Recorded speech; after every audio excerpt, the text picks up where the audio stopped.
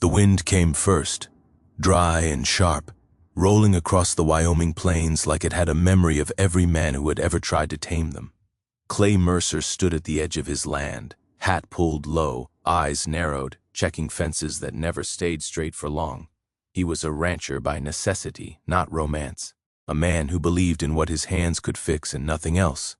Folks in town said he'd chosen the land over people after something went wrong years ago. Clay never corrected them.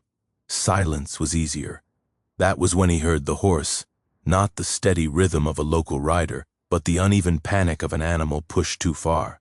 Clay turned just in time to see a woman sway in the saddle before sliding off and hitting the dirt hard. The horse bolted. The woman didn't move. Clay ran. She was dust-covered, boots worn thin, dress torn at the sleeve.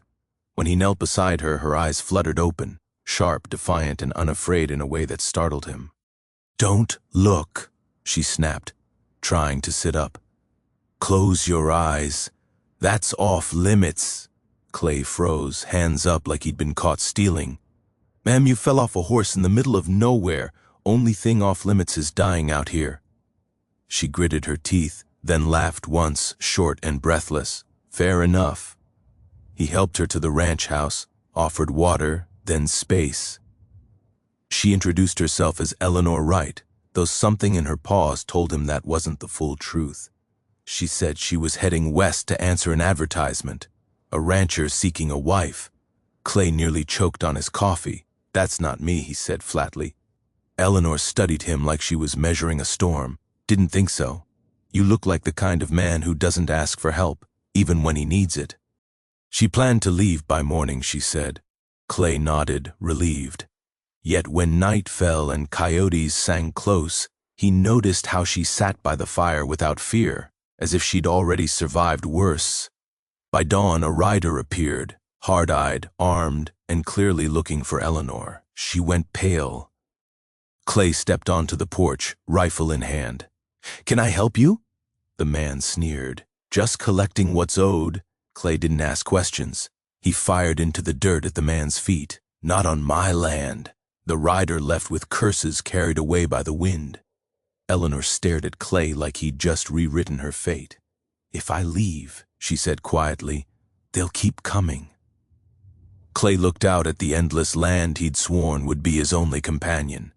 Then he looked at her. "Then you stay. Long enough to disappear." She hesitated. "People will talk. They always do." Weeks passed. Eleanor learned the rhythms of the ranch. Clay learned the sound of laughter again. One night, as they fixed a fence together under a sky crowded with stars, she said softly, "You know, back east, women like me don't get second chances." Clay didn't answer, but something in him shifted, and somewhere between shared meals, silent mornings, and guarded smiles, the town began to whisper. If you're enjoying this story so far, don't forget to subscribe to our channel and share it with your friends, because the West always has more secrets to tell. By the time winter crept in, Eleanor wasn't a guest anymore. She was part of the land, moving through the ranch house like she'd always belonged there. Clay noticed it in small ways, the way she remembered where he left his gloves, the way she waited for him before eating, the way silence between them no longer felt heavy. Trouble returned with snow on its heels. The same man came back, this time with papers. He claimed Eleanor was legally bound to another, that her escape made her property stolen. The lawman with him looked uncomfortable but firm. Clay read the document once, then AG. "Ain." His jaw tightened. "This doesn't say she went willingly." Eleanor's voice trembled, but her back stayed straight. "I didn't. The law was a blunt thing out here." Clay knew that. He also knew the town watched him closely, waiting to see if the quiet rancher would finally break. That night, Clay sat alone at the table staring at the lantern flame. Eleanor stood in the doorway. "I won't ruin you," she said. "I'll go." "No," he replied. He rode into town before sunrise. By noon, he'd filed papers of his own, marriage. When he told Eleanor, she stared at him in disbelief. "You don't even love me," Clay swallowed. Maybe not the way songs say you should, but I trust you, and I won't let anyone claim you like a thing."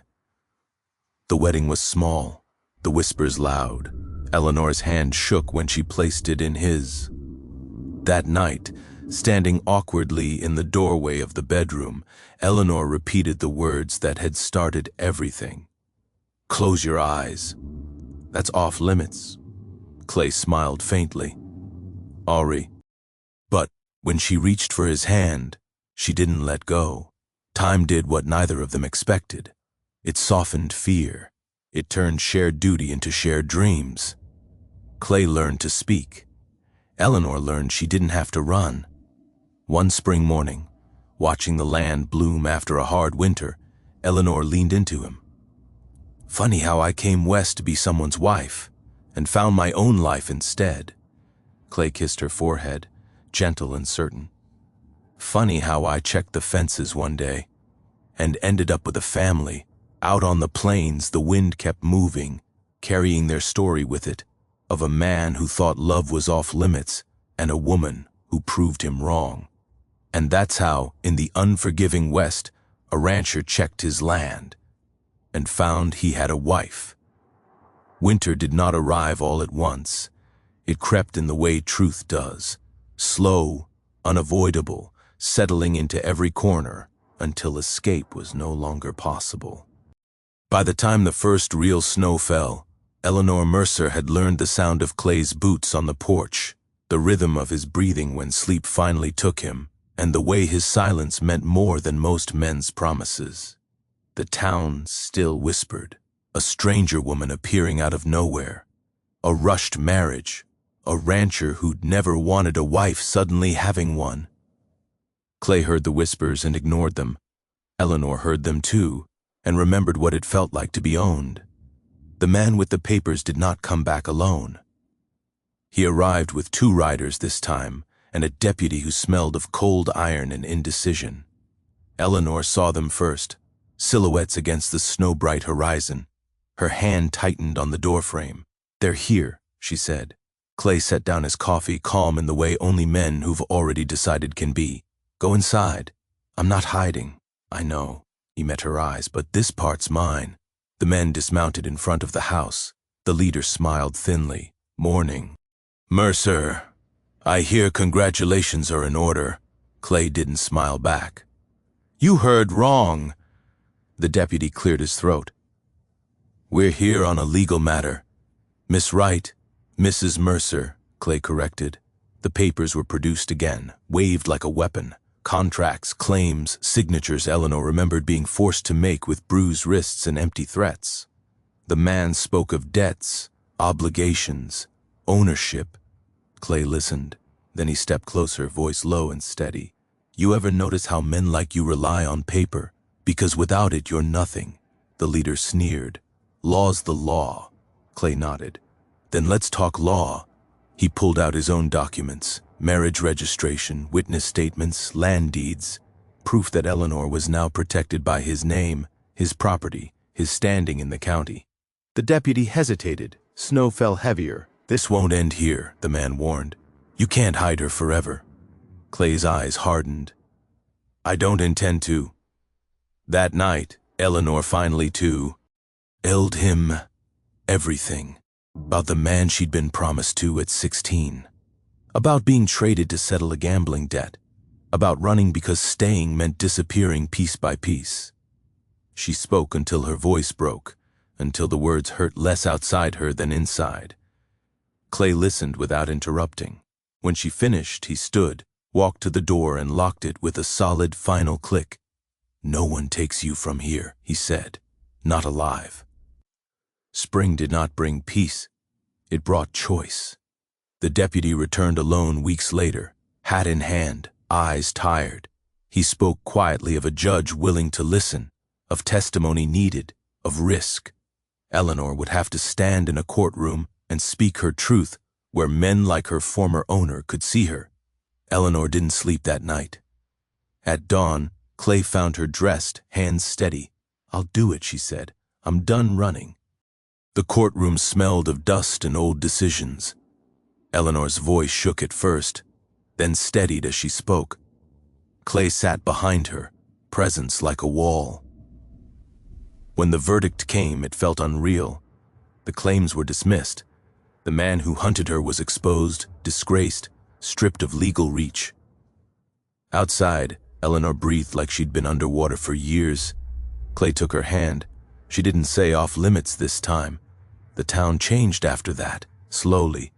Respect came before kindness, but kindness followed. Eleanor started helping other women. Quiet advice, safe places, words passed like lifelines. One evening, as the sun bled gold across the plains, Eleanor stood beside Clay, watching the land stretch endlessly. "I thought marriage would cage me," she said softly. "Turns out, it set me free." Clay glanced at her, something like awe in his eyes. "You set yourself free. I just stood close." She leaned into him, certain now. Out here, love wasn't loud. It was chosen, defended, earned. And in the wide, unforgiving West, a rancher who once believed everything important was off limits learned that the bravest thing a man could do was open his eyes and his life to a woman who refused to belong to fear.